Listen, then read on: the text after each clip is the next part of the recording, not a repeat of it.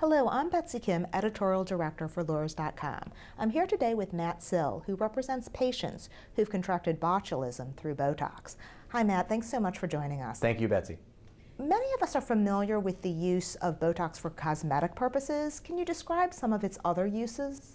Botox, about 50% of the sales are Botox cosmetic, but actually about the other half are Botox therapeutic. In 2010, Allergan was fined about $600 million for off-label promotion, which is illegal.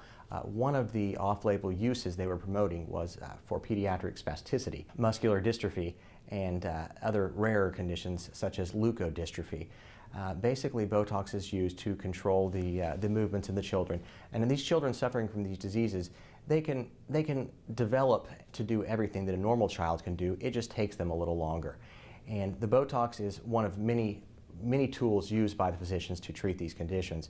The primary danger we're concerned with is children contracting botulism, which is a life-threatening disease. So what are some of the symptoms of botulism with children?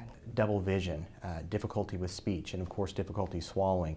It can also cause abdominal cramping, constipation, vomiting. With botulism, it particularly attacks the breathing and swallowing muscles. So children who contract this disease are often forced to be using ventilators and feeding tubes, and it's of course very deadly. Can you describe some of the cases that have been before you? Allergan has become the 10th largest drug company in the world through the use of Botox.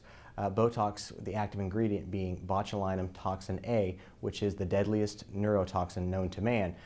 Now, what we found to be so disturbing is that Allergan seems to have promoted dosages much higher, potentially 2 and 3 times higher than the lethal dose that was discovered in the clinical trials. The case involves a child that suffered from a condition called leukodystrophy that caused problems with spasticity. The antitoxin, in our opinion, was given too little, too late. And now we believe this child will suffer from the effects of botulism for the rest of his life. He will never be able to feed himself. For the families of children we're representing, we'd like them to know that they're not alone, that this is not something that's only happened to their child, and that they have a voice in the court system. This is Betsy Kim, reporting for Lawyers.com.